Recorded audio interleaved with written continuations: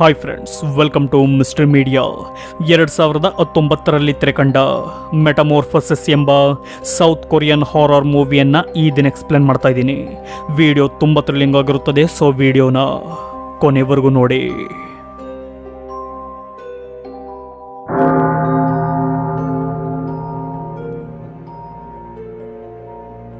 ಮೂವಿಯ ಮೊದಲ ಸೀನ್ನಲ್ಲಿ ಜುಂಗ್ಸು ಎಂಬ ಪ್ರೀಸ್ಟ್ ಒಂದು ಹುಡುಗಿಯ ಮೇಲೆ ಎಕ್ಸೋರ್ಸಿಸಮ್ ಮಾಡುತ್ತಿರುವುದನ್ನು ನೋಡ್ತೀವಿ. ಸ್ನೇಹಿತರೆ, ಈ ಹುಡುಗಿ ಒಂದು ಭಯಾನಕ ಡಿಮನ್ಗೆ ಪೊಸೆಸ್ ಆಗಿದ್ದು ಇವಳ ತಾಯಿ ಆ ರೂಮ್ನ ಹೊರಗೆ ಪ್ರೇಯರ್ ಮಾಡುತ್ತಿರುತ್ತಾಳೆ. ಆ ಹುಡುಗಿಯನ್ನು ತನ್ನ ವಶ ಮಾಡಿಕೊಂಡಿರುವ ಇವಿಲ್ ತುಂಬ ಪವರ್ಫುಲ್ ಆಗಿದ್ದು ಅವಳ ದೇಹವನ್ನು ಅತಿಯಾಗಿ ವೀಕ್ ಮಾಡಿರುತ್ತದೆ. ಹೀಗೆ ಆ ಇವಿಲ್ ಎಂಟಿಟಿ ಜುಂಗ್ಸು ಸರಿಯಾಗಿ ಎಕ್ಸೋರ್ಸಿಸಮ್ ಮಾಡದ ಹಾಗೆ ಮಾಡುವಾಗ ಜುಂಗ್ಸು ಪ್ರೇಯರ್ ಅನ್ನು ಒಂದೇ ಸಮನೆ ಹೇಳುತ್ತಾ ಅವಳಲ್ಲಿರುವ ಇವಿಲ್ ಅನ್ನು ಹೊರ ತೆಗೆಯುವುದಕ್ಕೆ ಮುಂದಾಗ್ತಾನೆ. ಇನ್ನೇನು ಇವಿಲ್ ಅವಳ ದೇಹದಿಂದ ಹೊರಬರಬೇಕೆನ್ನುವಾಗ ಆ ಇವಿಲ್ ಒಂದು ಟ್ರಿಕ್ ಅನ್ನು ಉಪಯೋಗಿಸಿ ಹೊರಗಿರುವ ತನ್ನ ಅಮ್ಮನನ್ನು ಕೂಗುತ್ತಾಳೆ. ಅಮ್ಮ, ಇವನು ನನ್ನ ಜೊತೆ ಕೆಟ್ಟದಾಗಿ ನಡೆದುಕೊಳ್ಳುತ್ತಿದ್ದಾನೆ ಎಂದು ಸುಳ್ಳು ಹೇಳ್ತಾಳೆ. ಆಗ ಬಂದ ಅವಳ ತಾಯಿ ನನ್ನ ಮಗಳಿಗೆ ಏನು ಮಾಡಲು ಹೊರಟಿದ್ದೆ ಎಂದು ಅವನನ್ನು ಕೇಳುವಾಗ ಆ ಹುಡುಗಿ ವಿಂಡೋ ಬಳಿ ಕುಳಿತಿರ್ತಾಳೆ.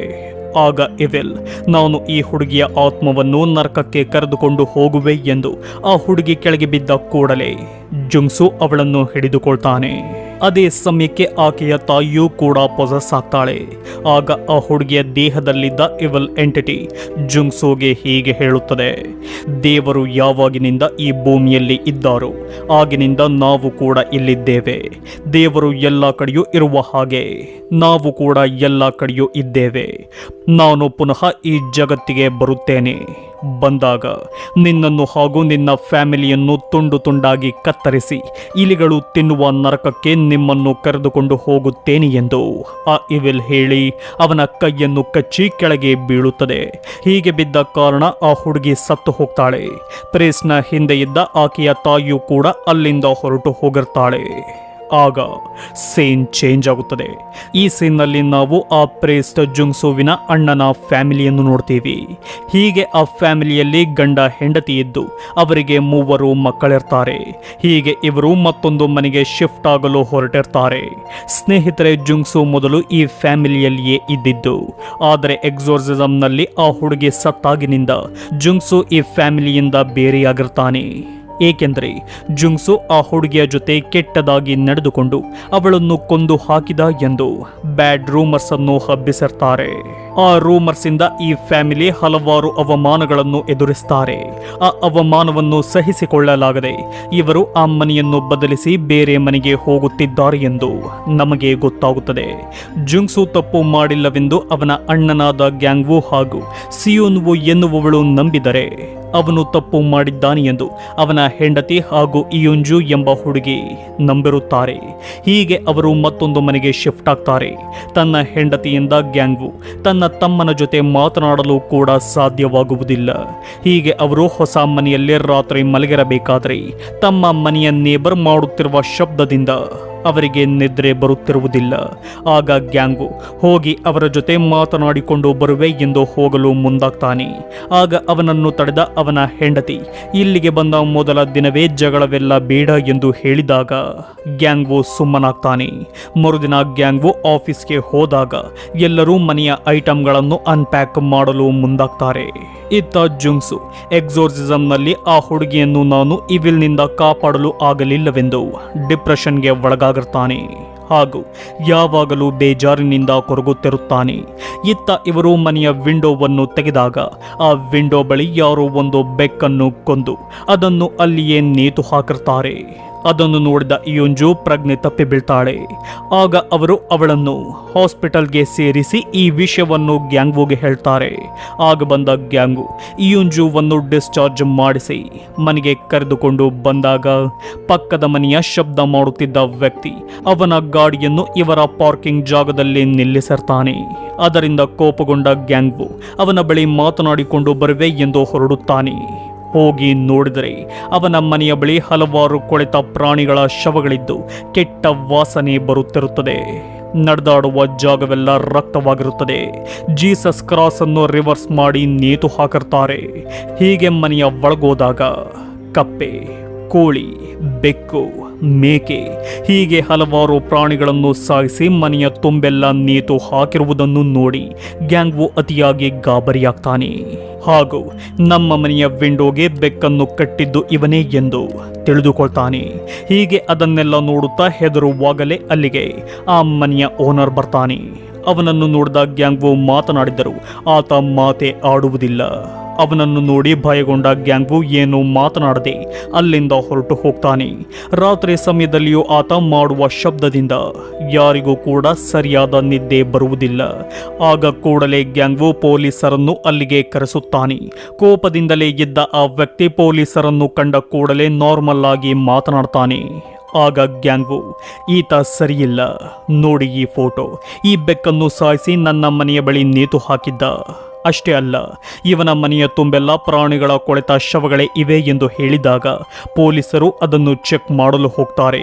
ಹೋಗಿ ನೋಡಿದರೆ ಆ ಜಾಗದಲ್ಲಿ ಗ್ಯಾಂಗ್ವು ನೋಡಿದ ರೀತಿ ಏನೂ ಇರದೆ ಎಲ್ಲವೂ ನಾರ್ಮಲ್ ಆಗಿರುತ್ತದೆ. ಆಗ ಗ್ಯಾಂಗ್ವು ಮಧ್ಯಾಹ್ನದಲ್ಲಿ ಆ ರೀತಿ ಇದ್ದ ಈ ಜಾಗ ಇಷ್ಟು ಬೇಗನೆ ಕ್ಲೀನ್ ಮಾಡುವುದಕ್ಕೆ ಹೇಗೆ ಸಾಧ್ಯ ಎಂದು ಯೋಚನೆ ಮಾಡ್ತಾನೆ.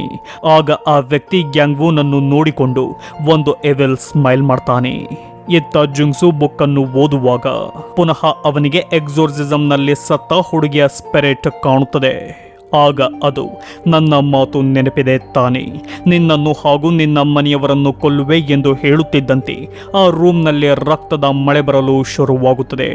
ಆಗ ಜುಂಗ್ಸು ತುಂಬಾ ಗಾಬರಿಯಿಂದ ಎಚ್ಚರವಾಗ್ತಾನೆ. ಆಗ ನಮಗೂ ಹಾಗೂ ಜುಂಗ್ಸುಗೆ ಗೊತ್ತಾಗುವುದೇನೆಂದರೆ ಇಷ್ಟು ಹೊತ್ತು ನಡೆದ ಘಟನೆಯೆಲ್ಲ ಜುಂಗ್ಸು ಕಂಡ ಕೆಟ್ಟ ಕನಸು ಎಂದು. ಇತ್ತ ಇಯುಂಜು ಮಲಗಿರಬೇಕಾದ್ರೆ ಅವಳ ಬ್ಲಾಂಕೆಟ್ ಅನ್ನು ಯಾರು ಎಳೆಯುತ್ತಾರೆ. ಹೀಗೆ ಮಾಡುತ್ತಿರುವುದು ನನ್ನ ಚಿಕ್ಕ ತಮ್ಮ ಎಂದುಕೊಂಡ ಇಯೋಂಜು ಅವನಿಗೆ ಬೈಯಲು ಎದ್ದೇಳಿದಾಗ ಅವಳ ಕೂದಲನ್ನು ಹಿಡಿದು ಬಲವಾಗಿ ಎಳೆದು ಗ್ಯಾಂಗ್ವು ಮಲಗಿಸ್ತಾನೆ. ನಂತರ ಅವಳ ದೇಹವನ್ನು ಕೆಟ್ಟ ದೃಷ್ಟಿಯಿಂದ ನೋಡಿ ಅಲ್ಲಿಂದ ಹೊರಟು ಹೋಗ್ತಾನೆ. ತನ್ನ ತಂದೆ ಈ ರೀತಿ ಮಾಡಿದ್ದರಿಂದ ಇಯೋಂಜುಗೆ ತುಂಬಾ ಬೇಜಾರಾಗುತ್ತದೆ. ಅದೇ ಬೇಜಾರಿನಿಂದ ತುಂಬಾ ಅಳುತ್ತಾಳೆ. ಮರುದಿನ ಬೆಳಿಗ್ಗೆ ಇಯೋಂಜು ಬಳಿ ಬಂದ ಗ್ಯಾಂಗ್ವು ನಾರ್ಮಲ್ ಆಗಿಯೇ ಮಾತನಾಡ್ತಾನೆ. ಆದರೆ ಅವನ ಮುಂದೆ ಕುಳಿತುಕೊಳ್ಳದ ಇಯೋಂಜು ಅಲ್ಲಿಂದ ಹೊರಟು ಹೋಗ್ತಾಳೆ. ಆಗ ಅವನು ಏನಾಯಿತು ಎಂದು ಕೇಳಿದರು. ಆಕೆ ಏನೂ ಮಾತನಾಡುವುದಿಲ್ಲ. ಇತ್ತ ಗ್ಯಾಂಗ್ವುನ ಹೆಂಡತಿಯು ಕೂಡ ತುಂಬಾ ವಿಚಿತ್ರವಾಗಿ ಊಟ ಮಾಡುತ್ತಾ ತನ್ನ ಮಕ್ಕಳಿಗೆ ಭಯಪಡಿಸ್ತಾಳೆ. ಹಾಗೆಯೇ ತಾನು ಮಾಡಿದ್ದ ಅಡುಗೆಯನ್ನೆಲ್ಲ ಬಿಸಾಕಿ ಅವರಿಗೆಲ್ಲ ಬೈದು ಅಲ್ಲಿಂದ ಹೊರಟು ಹೋಗ್ತಾಳೆ. ಹೀಗೆ ರಾತ್ರಿಯಾಗಿ ಕೆಲಸ ಮುಗಿಸಿ ಮನೆಗೆ ಬಂದ ಗ್ಯಾಂಗ್ವು ಬೆಳಿಗ್ಗೆ ಯಾಕೆ ಆ ರೀತಿ ಆಡಿದೆ ಎಂದು ತನ್ನ ಹೆಂಡತಿಗೆ ಕೇಳಿದಾಗ ತಾನು ಬೆಳಗ್ಗೆ ಏನು ಮಾಡಿದೆ ಎಂದು ಆಕೆಗೆ ಗೊತ್ತೇ ಇರುವುದಿಲ್ಲ. ಇತ್ತ ತನ್ನ ಅಕ್ಕನನ್ನು ರೂಮ್ಗೆ ಕರೆಸಿಕೊಂಡ ಇಯುಂಜು ರಾತ್ರಿ ನಡೆದ ವಿಷಯವನ್ನೆಲ್ಲ ಅವಳಿಗೆ ಹೇಳುತ್ತಾಳೆ. ಅವಳು ಹೇಳುವಾಗ ಅವಳ ಮಾತನ್ನು ಕದ್ದು ಕೇಳಿಸಿಕೊಳ್ಳುತ್ತಿದ್ದ ಗ್ಯಾಂಗ್ವು ಒಳಗೆ ಬಂದು ಕಟರ್ನಿಂದ ಅವರ ಮೇಲೆ ಅಟ್ಯಾಕ್ ಮಾಡ್ತಾನೆ. ಆಗ ಸಿಯೋನ್ವು ತನ್ನ ತಂದೆಯನ್ನು ದೂರಕ್ಕೆ ತಳ್ಳಿದಾಗ ಗ್ಯಾಂಗ್ವು ಇಬ್ಬರಿಗೂ ತುಂಬಾ ಹೊಡೆಯುತ್ತಾನೆ. ಸಿಯೋನ್ವುನನ್ನು ದೂರಕ್ಕೆ ಎಸೆದು ಇಯುಂಜುಗೆ ಸುತ್ತಿಗೆಯಿಂದ ಹೊಡೆಯಲು ಮುಂದಾಗ್ತಾನೆ. ಆಗ ಅವರಿಗೆ ಏನದು ಶಬ್ದವೆಂದು ಒಂದು ಧ್ವನಿ ಕೇಳಿದ ಕೂಡಲೇ ಆತ ಅಲ್ಲಿಂದ ಹೊರಟು ಹೋಗ್ತಾನೆ. ಅವನು ಹೋದ ಕೂಡಲೇ ಅಲ್ಲಿಗೆ ರಿಯಲ್ ಗ್ಯಾಂಗ್ವು ಬರ್ತಾನೆ.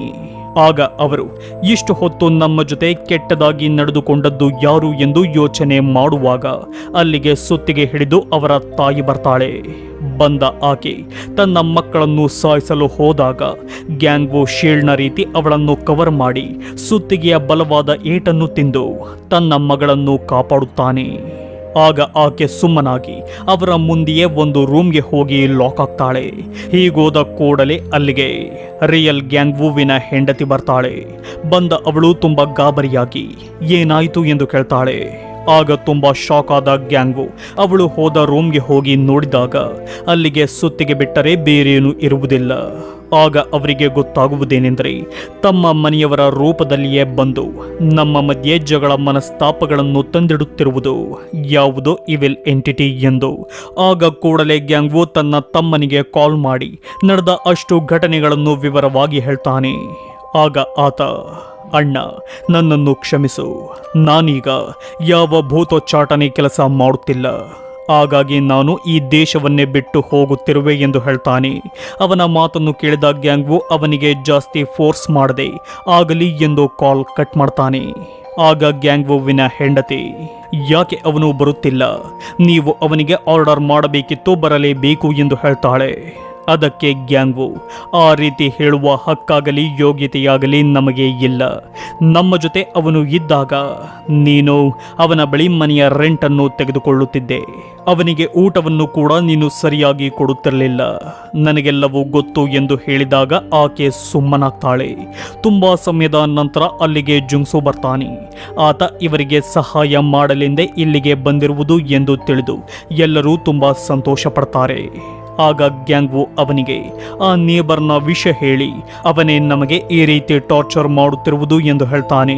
ಆ ಮಾತನ್ನು ಕೇಳಿದ ಪ್ರೀಸ್ಟ್ ಅಲ್ಲಿಗೆ ಹೋದಾಗ ಅವನಿಗೆ ಈ ಮನೆಯಲ್ಲಿ ಇವೆಲ್ ಖಂಡಿತವಾಗಲೂ ಇದೆ ಎಂಬ ಫೀಲ್ ಬಂದು ಒಳಗೋಗ್ತಾನೆ. ಹೋದ ಅವನಿಗೆ ಪ್ರಾಣಿಯ ಶವಗಳೆಲ್ಲ ಕಂಡು ರಿವರ್ಸ್ ಜೀಸಸ್ ಕ್ರಾಸ್ಗಳೆಲ್ಲ ಕಾಣುತ್ತವೆ. ಆಗ ಅವನಿಗೆ ಕೊಳೆತು ಹೋಗಿರುವ ಹಾಗೂ ಇಲಿಗಳೆಲ್ಲ ತಿನ್ನುತ್ತಿರುವ ಈ ಮನೆಯ ಮಾಲೀಕನ ಶವ ಕಾಣುತ್ತದೆ. ಸ್ನೇಹಿತರೆ, ಮೂವಿಯ ಮೊದಲಲ್ಲಿ ಆ ಹುಡುಗಿ ಸತ್ತ ಕೂಡಲೇ ಆ ಇವಿಲ್ ಅವಳ ತಾಯಿಯನ್ನು ಪೊಸೆಸ್ ಮಾಡುತ್ತದೆ. ನಂತರ ಆಕೆ ನೇರವಾಗಿ ತನ್ನ ಗಂಡನ ಮನೆಗೆ ಬರ್ತಾಳೆ. ಬಂದ ಇವೆಲ್ ಆತನನ್ನು ಸಾಯಿಸಿ ಅವನ ರೂಪವನ್ನು ಪಡೆದುಕೊಂಡು ಈ ಮನೆಯಲ್ಲಿ ಮಾಡಬಾರದ ಕೆಲಸವನ್ನೆಲ್ಲ ಮಾಡುತ್ತಿರುತ್ತದೆ. ಈ ವಿಷಯವನ್ನೆಲ್ಲ ತಿಳಿದುಕೊಂಡ ಜುಂಗ್ಸು ಮನೆಗೆ ಬಂದು ಊಟ ಮುಗಿಸಿ ತನ್ನ ಅಣ್ಣನನ್ನು ಹೊರಗೆ ಕರೆದುಕೊಂಡು ಬಂದು ಹೀಗೆ ಹೇಳ್ತಾನೆ, ಅಣ್ಣ, ಈಗ ಡೆವಲ್ನಿಂದ ಪೊಸೆಸ್ ಆಗಿರುವುದು ಯಾರೆಂದರೆ ಸಿಯೋನ್ವು. ನಾನು ನಿಮಗೆ ಯಾರಿಗೂ ತಿಳಿಯದ ಹಾಗೆ ಹೋಲಿ ವಾಟರ್ ಅನ್ನು ನಾವು ಕುಡಿಯುವ ನೀರಿನಲ್ಲೇ ಮಿಕ್ಸ್ ಮಾಡಿದ್ದೆ.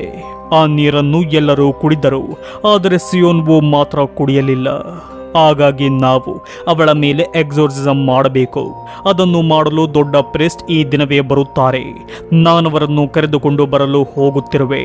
ಅಲ್ಲಿಯವರೆಗೂ ಸಿಯೋನ್ವನನ್ನು ವಾಚ್ ಮಾಡುತ್ತಿರು ಎಂದು ಹೇಳಿ ಅಲ್ಲಿಂದ ಹೊರಡುತ್ತಾನೆ. ಹೀಗೆ ಏರ್ಪೋರ್ಟ್ಗೆ ಹೋದ ಜುಂಗ್ಸು ಅಲ್ಲಿಗೆ ಬಂದ ದೊಡ್ಡ ಪ್ರೀಸ್ಟ್ ಅನ್ನು ಮೀಟ್ ಮಾಡಿ ಅವರನ್ನು ಕಾರ್ನಲ್ಲಿ ಕರೆದುಕೊಂಡು ಹೋಗ್ತಾನೆ. ಹೀಗೆ ಹೋಗುವಾಗ ಅವರ ಕಾರ್ನ ಮೇಲೆ ಕಾಗೆಗಳೆಲ್ಲ ದಾಳಿ ಮಾಡಿದ ಕಾರಣ ಆ ಕಾರ್ಗೆ ದೊಡ್ಡ ಆಕ್ಸಿಡೆಂಟ್ ಆಗುತ್ತದೆ. ಆ ಆಕ್ಸಿಡೆಂಟ್ ನೋಡಿದ ನಮಗೆ ಎಲ್ಲರೂ ಸತ್ತು ಹೋಗಿರಬಹುದು ಎಂದು ಅನ್ನಿಸುತ್ತದೆ. ಇತ್ತ ಯೋಂಜು ಬೇಸ್ಮೆಂಟ್ನಲ್ಲಿರುವ ದೇವರ ಮೂರ್ತಿಗಳನ್ನು ಎತ್ತಿಕೊಂಡು ಹೋಗಲು ನೋಡಿದಾಗ ಅಲ್ಲಿಯೇ ಇದ್ದ ಇವೆಲ್ ತನ್ನ ಶಕ್ತಿಯಿಂದ ಅವಳನ್ನು ಫೈರ್ ಪ್ಲೇಸ್ನ ಒಳಗೆ ಹಾಕಿ ಬೆಂಕಿ ಹಚ್ಚಿ ಜೀವಂತವಾಗಿಯೇ ಅವಳನ್ನು ಸುಟ್ಟು ಸಾಯಿಸಿಬಿಡುತ್ತದೆ. ಇತ್ತ ಗ್ಯಾಂಗ್ವು ಈಕೆ ನನ್ನ ಮಗಳಲ್ಲ ಎಂದು ಸಿಯೋನ್ವುನನ್ನು ಮಂಚಕ್ಕೆ ಕಟ್ಟಿ ಹಾಕ್ತಾನೆ. ರಾತ್ರಿ 12 ಗಂಟೆಯಾದರೂ ಯಾಕೆ ಜುಂಗ್ಸು ಇನ್ನೂ ಬರಲಿಲ್ಲವೆಂದು ಯೋಚನೆ ಮಾಡುವಾಗ ಅಲ್ಲಿಗೆ ಬಂದ ಅವಳ ತಾಯಿ ಸಿಯೋನ್ವುನನ್ನು ನೋಡಿ, ಏನು ಮಾಡುತ್ತಿದ್ದೀರಾ ಎಂದು ಅವಳನ್ನು ಬಿಡಿಸಲು ಮುಂದಾಗ್ತಾಳೆ. ಆಗ ಗ್ಯಾಂಗ್ವು, ಈಕೆ ನಮ್ಮ ಮಗಳಲ್ಲ, ಇವಳು ಇವೆಲ್ ಎಂದು ಜುಂಗ್ಸು ನನಗೆ ಹೇಳಿದ್ದಾನೆ. ಹಾಗಾಗಿಯೇ ನಾನಿವಳನ್ನು ಇಲ್ಲಿ ಕಟ್ಟಾಕಿರುವುದು ಎಂದು ಹೇಳಿ ಅವಳನ್ನು ಸುಮ್ಮನಿರುವಂತೆ ಮಾಡ್ತಾನೆ. ಆಗ ಅಲ್ಲಿಗೆ ಪ್ರೀಸ್ಟ್ ಬರ್ತಾನೆ. ಬಂದ ಅವನು ಆದ ಆಕ್ಸಿಡೆಂಟ್ ಹೇಳಿದಾಗ ಗ್ಯಾಂಗ್ವು ನೀನೆ ಎಕ್ಸೋರ್ಸಿಸಮ್ ಮಾಡು ಎಂದು ರಿಕ್ವೆಸ್ಟ್ ಮಾಡಿಕೊಳ್ತಾನೆ. ಆಗ ಜುಂಗ್ಸು ಸರಿ ಎಂದಾಗ ನಮಗೆ ಆಕ್ಸಿಡೆಂಟ್ ಆಗಿರುವ ಜಾಗವನ್ನು ತೋರಿಸಲಾಗುತ್ತದೆ. ಅಲ್ಲಿ ನಿಜವಾದ ಜುಂಗ್ಸು ಇರ್ತಾನೆ. ಇಲ್ಲಿರುವುದು ಜುಂಗ್ಸು, ಆದರೆ ಮನೆಯಲ್ಲಿರುವುದು ಇವೆಲ್ ಎಂಟಿಟಿ. ಹೇಗೆ ಜುಂಗ್ಸುವಿನ ರೂಪದಲ್ಲಿ ಬಂದಿರುವ ಇವೆಲ್ ನಕಲಿ ಎಕ್ಸೋರ್ಸಿಸಮ್ ಮಾಡಲು ಶುರು ಮಾಡ್ತಾನೆ. ಗಟ್ಟಿಯಾಗಿರುವ ಸಣ್ಣ ಕಡ್ಡಿಯಿಂದ ಸಿಯೋನ್ವುಗೆ ಒಂದೇ ಸಮನೆ ಹೊಡೆದು ರಕ್ತ ಬರೆಸ್ತಾನೆ. ಬೇಡವೆಂದು ಹೇಳುತ್ತಿದ್ದ ಗ್ಯಾಂಗ್ವು ಹೆಂಡತಿಗೂ ಹಾಗೂ ಗ್ಯಾಂಗ್ವುಗೂ ಜಗಳ ತಂದಿಟ್ಟು ಅವರು ಹೊಡೆದಾಡುವುದನ್ನು ನೋಡಿ ಸಂತೋಷ ಪಡ್ತಾನೆ. ಆಗ ಅವನ ನಗು ನೋಡಿದ ಗ್ಯಾಂಗ್ವುಗೆ ತಿಳಿಯುತ್ತದೆ, ಬಂದಿರುವುದು ನನ್ನ ತಮ್ಮನಲ್ಲ, ಇವಿಲ್ ಎಂದು. ಆಗ ಕೋಪಗೊಂಡ ಗ್ಯಾಂಗ್ವು ಅವನಿಗೆ ಹೊಡೆಯಲು ಹೋದಾಗ ಇವಿಲ್ ಅವನಿಗೇನೆ ಹೊಡೆದು ಕೊಲ್ಲಲು ಮುಂದಾಗುತ್ತದೆ. ಇನ್ನೇನು ಇವಿಲ್ ಅವನನ್ನು ಕೊಲ್ಲಬೇಕೆಂದಾಗ ಅಲ್ಲಿಗೆ ರಿಯಲ್ ಜುಂಗ್ಸು ಬಂದು ಪ್ರೇಯರ್ ಮಾಡಲು ಶುರು ಮಾಡ್ತಾನೆ. ಹೀಗೆ ಮಾಡಿದ ಕೂಡಲೇ ಆ ಇವಿಲ್ ಮಾಯವಾಗುತ್ತದೆ. ನಂತರ ಜುಂಗ್ಸು ಹಾಗೂ ಗ್ಯಾಂಗ್ವುಗೆ ಇಯೋಂಜು ಬೇಸ್ಮೆಂಟ್ನಲ್ಲಿ ಸತ್ತಿದ್ದಾಳೆ ಎಂದು ಗೊತ್ತಾಗಿ ಅಲ್ಲಿಗೆ ಹೋದಾಗ ಅವರಿಗೆ ಇಯೋಂಜುನ ಶವ ಕಾಣುತ್ತದೆ. ಹೀಗೆ ಅವರು ಅದನ್ನು ನೋಡುವಾಗ ಅಲ್ಲಿಗೆ ಸಿಯೋನ್ವು ಬಂದು ನನಗೇಕೆ ಹೊಡೆದ್ರಿ ಎಂದು ಅಳುತ್ತಾ ಹೇಳ್ತಾಳೆ. ಆಗ ಜುಂಗ್ಸು ಅವಳಿಗೆ ಸಮಾಧಾನ ಮಾಡುವ ರೀತಿಯೇ ಹೋಗಿ ಅಲ್ಲಿಯೇ ಇದ್ದ ಹೋಲಿ ಮಿರರ್ ಅನ್ನು ಅವಳ ಮುಂದೆ ಇಡ್ತಾನೆ. ಹೀಗೆ ಮಾಡಿದ ಕೂಡಲೇ ಇವಿಲ್ ತನ್ನ ಅಸಲಿ ರೂಪವನ್ನು ಅವರಿಗೆ ತೋರಿಸುತ್ತದೆ. ದೇವರೆಂದರೆ ಸ್ವಲ್ಪವೂ ಹೆದರದ ಆ ಇವಿಲ್ ತನ್ನ ಮುಖದ ಚರ್ಮವನ್ನೇ ಕಿತ್ತು ಹಾಕಿ ಅವರಿಗೆ ಇನ್ನೂ ಭಯ ಹೆಚ್ಚಾಗುವ ಹಾಗೆ ಮಾಡುತ್ತದೆ. ಆಗ ಜುಂಗ್ಸು ಒಂದೇ ಸಮನೆ ಪ್ರೇಯರ್ ಮಾಡಿದಾಗ ಅದೇ ಪ್ರೇಯರ್ ಅನ್ನು ರಿಪೀಟ್ ಮಾಡುವ ಇವೆಲ್ ಅವನು ಎಕ್ಸೋರ್ಸಿಸಮ್ ಅನ್ನು ಸರಿಯಾಗಿ ಮಾಡದ ಹಾಗೆ ಮಾಡುತ್ತದೆ. ಹೀಗೆ ಅವನ ಮೇಲೆ ಅಟ್ಯಾಕ್ ಮಾಡಿ ತನ್ನ ವಿಚಿತ್ರ ರೀತಿಯ ನಾಲಿಗೆಯಿಂದ ಅವನನ್ನು ಕೂಡ ತನ್ನ ವಶ ಮಾಡಿಕೊಳ್ಳಲು ಮುಂದಾಗುತ್ತದೆ. ಆಗ ಸುಮ್ಮನಿರದ ಗ್ಯಾಂಗ್ವು ಅಲ್ಲಿಯೇ ಇದ್ದ ಹೋಲಿ ವಾಟರ್ ಅನ್ನು ಅವಳ ಮೇಲೆ ಹಾಕ್ತಾನೆ. ಅದರ ಉರಿ ತಾಳಲಾರದ ಇವಿಲ್ ಗ್ಯಾಂಗ್ವುನನ್ನು ಕೊಲ್ಲಲು ಹೋಗಿ ಅವನ ಕತ್ತನ್ನು ಹಿಡಿದು ಎತ್ತಿ ಸಾಯಿಸಬೇಕೆನ್ನುವಾಗ ತನ್ನ ಅಣ್ಣನ ಪ್ರಾಣವನ್ನು ಉಳಿಸಬೇಕೆಂದು ಜುಂಗ್ಸು ಆ ಇವಿಲ್ ಅನ್ನು ತನ್ನ ದೇಹಕ್ಕೆ ಬರುವಂತೆ ಇನ್ವೈಟ್ ಮಾಡ್ತಾನೆ. ಮಾಡಿದ ಕೂಡಲೇ ಇವಿಲ್ ಜುಂಗ್ಸುವಿನ ದೇಹದ ಒಳಗೆ ಸೇರಿಕೊಳ್ಳುತ್ತದೆ. ಅವನ ಮುಖ ವಿಕಾರವಾದ ಭಯಾನಕ ರೂಪವಾದರೂ ಜುಂಗ್ಸು ಇನ್ನೂ ತನ್ನ ಕಂಟ್ರೋಲ್ನಲ್ಲೇ ಇರುತ್ತಾನೆ. ಹಾಗೆಯೇ ಇದ್ದು ಒಂದು ದೊಡ್ಡ ಕ್ರಾಸ್ ಅನ್ನು ಎತ್ತಿಕೊಳ್ತಾನೆ. ಅದನ್ನು ಮುರಿದಾಕಿ ತನ್ನ ಅಣ್ಣನಿಗೆ ಕೊಟ್ಟು ನನ್ನನ್ನು ಕೊಲ್ಲು ಎಂದು ಕೇಳಿಕೊಳ್ತಾನೆ. ಆಗ ಗ್ಯಾಂಗ್ವು ಹಾಗೆ ಮಾಡುವುದಿಲ್ಲ. ಆಗ ಜುಂಗ್ಸು ಅದನ್ನು ಅವನ ಕೈಗೆ ಕೊಟ್ಟು ತನ್ನ ದೇಹಕ್ಕೆ ತಾನೇನೇ ಚುಚ್ಚಿಸಿಕೊಳ್ತಾನೆ. ಹೀಗೆ ಮಾಡಿದ ಕೂಡಲೇ ಆ ಇವಿಲ್ ಅವನನ್ನು ಬಿಟ್ಟು ಯಾರನ್ನು ಕೂಡ ವಶ ಮಾಡಿಕೊಳ್ಳಲಾಗದೆ ನರಕಕ್ಕೆ ಹೊರಟು ಹೋಗುತ್ತದೆ. ಹೀಗೆ ಜುಂಗ್ಸುವಿನ ಪ್ರಾಣ ತ್ಯಾಗದಿಂದ ಒಂದು ಫ್ಯಾಮಿಲಿ ಉಳಿಯುತ್ತದೆ. ಹೀಗೆ ಗ್ಯಾಂಗ್ವು ತನ್ನ ಮನೆಗೆ ಬಂದು ತನ್ನ ಫ್ಯಾಮಿಲಿಯನ್ನು ಕಾಪಾಡಲು ಜುಂಗ್ಸು ಪ್ರಾಣ ತ್ಯಾಗ ಮಾಡಿದ ಬಗ್ಗೆ ಅವರಿಗೆ ಹೇಳ್ತಾನೆ. ಅಲ್ಲಿಗೆ ಮೆಟಮೋರ್ಫೋಸಿಸ್ ಮೂವಿ ಎಂಡ್ ಆಗುತ್ತದೆ. ಸ್ನೇಹಿತರೆ, ಈ ವಿಡಿಯೋ ನಿಮಗೆ ಇಷ್ಟವಾಗಿದೆ ಎಂದುಕೊಳ್ತೀನಿ. ಇಷ್ಟವಾಗಿದ್ದಲ್ಲಿ ಲೈಕ್ ಮಾಡಿ, ಶೇರ್ ಮಾಡಿ, ಹಾಗೂ ಇಂತಹದ್ದೇ ವಿಭಿನ್ನವಾಗಿರುವ ವಿಡಿಯೋಗಳಿಗಾಗಿ ನಮ್ಮ ಮಿಸ್ಟರ್ ಮೀಡಿಯಾ ಕನ್ನಡ ಚಾನಲ್ನನ್ನು ದಯವಿಟ್ಟು ಸಬ್ಸ್ಕ್ರೈಬ್ ಮಾಡಿಕೊಳ್ಳಿ. ವಿಡಿಯೋ ನೋಡಿದ್ದಕ್ಕೆ ಧನ್ಯವಾದಗಳು.